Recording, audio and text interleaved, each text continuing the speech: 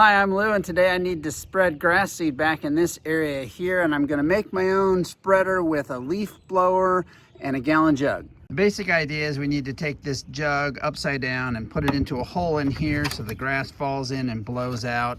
And I don't want to cut a hole in my leaf blower, so I'm going to cut a hole in this tube here and then put this out on the end of that. We're going to cut a hole in this about 1.5 inches, and the best way to do that is with an 1.5 inch hole saw. I decided that hole is probably too big, so I'm going to use the lid, and I cut a smaller hole in it.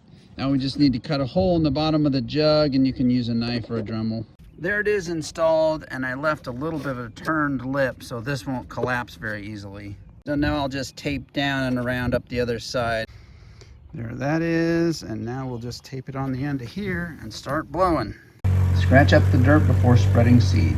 So that hole was too small, so we took it off so we have a bigger hole and then a bigger stick to block it. I'm gonna blow seed right at you so you can see it.